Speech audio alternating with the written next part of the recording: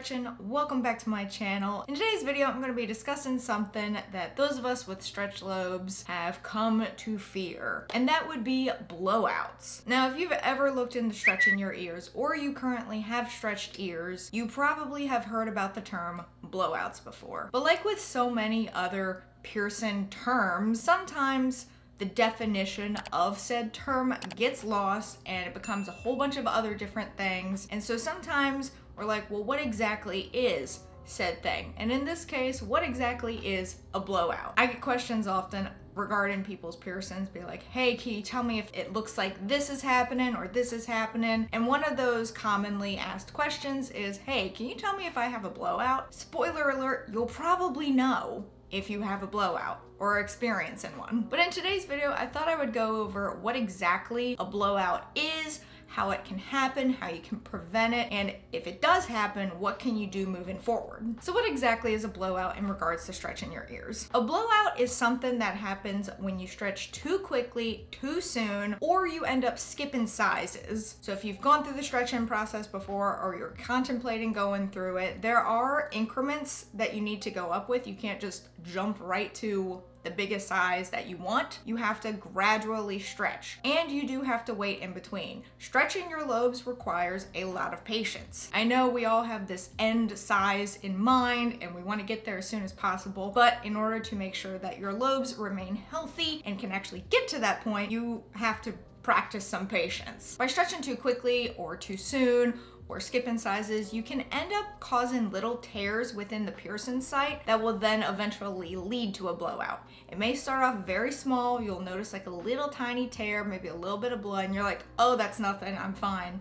You can move on, but then that little tiny tear can become something even worse. When you stretch your lobes, the piercing site creates a fistula, which essentially is a tube. So if you look at stretched lobes, you'll see there's it looks like a little tube or like a little tunnel. Basically, you can feel it when there's no jewelry in there. So if I were to take out my silicone tunnels right now and just felt around in there, I could feel what is labeled as the fistula or the tube. Can also see it because my lobes are stretched a little bit bigger. A blowout occurs when the fistula is out of where it should be, and then there's excess skin on the outside of the lobe. So obviously, none of us ever want this to happen. How can we prevent it from happening? Well, for starters, we can make sure that we're not stretching too fast, stretching too soon, or skipping sizes, kind of like what I mentioned earlier. That's what causes it.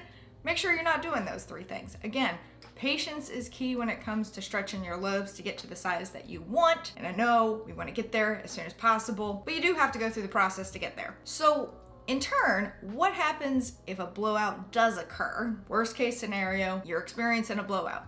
What now? The first thing you should do is stop stretching immediately. There are two ways that you can go about starting the process of healing a blowout. First one, take out jewelry entirely. Don't let there be any kind of weight holding onto your lobes. Or if you want to make sure that the lobe doesn't shrink up entirely, you can put jewelry in there. It should be 1 or 2 sizes smaller though than what you were currently at before you were trying to stretch. So say you were at a 2 gauge and you wanted to go to a 0 gauge and you missed that 1 gauge step, which is very important, you would want to go back to either a 4 gauge or a 6 gauge. Or if you can find those in between sizes, you can definitely do that too. Those are a little bit more rare, especially when you're still in the range where it's called gauges. Because once you get past a 00 gauge, it becomes inches, millimeters. But during that section where it's still referred to as gauges, they do have odd number steps. You just don't see them as often. But the first thing you should do, just stop stretching immediately, because if you continue, it's gonna make the blowout worse. However, be careful with the second method of leaving jewelry in, because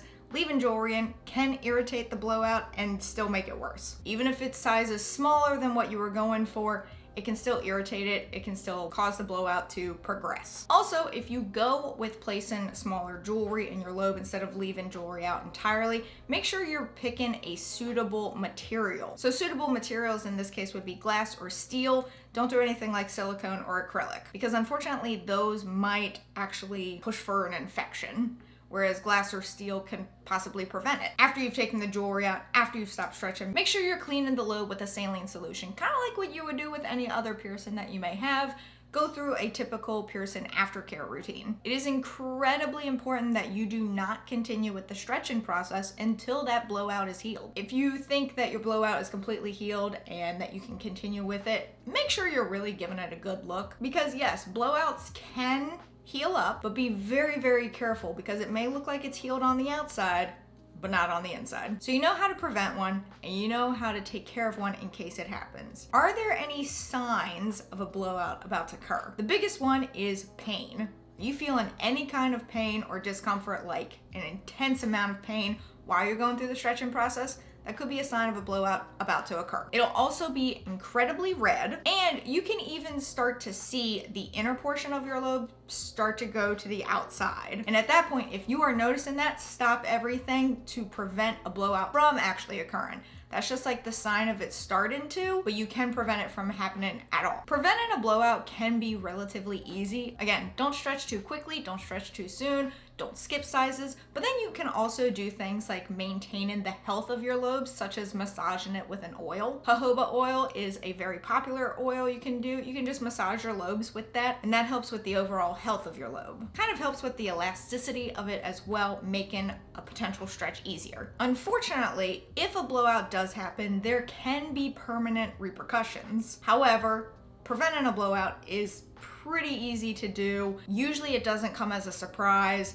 There's usually a link back to what possibly caused it, and it's just making sure that you're practicing patience when it comes to stretching. I know it's so hard. You want to get to that goal size, but you do have to go through the process to get there, and it can take a while. So that's just a little bit more understanding about what exactly a blowout is. Let me know in the comments below if you yourself have ever experienced a blowout or something that seemed like a blowout, but you were able to stop it in time. How did you care for a blowout? How did you prevent one from happening once you saw the signs for it, once you kind of knew that it was coming? Or if you experienced a full-blown blowout, tell us, what the experience was like. What did you have to do to heal it up? Were you able to continue your stretching process, or did you take that as a sign to be like, maybe I should stop? Let us know in the comments below. But that is it for this video. If you enjoyed it, be sure to give it a big thumbs up. Don't forget to go down there and hit that subscribe button, as well as that notification bell, so YouTube will let you know when I upload next. But until next time, bye everyone.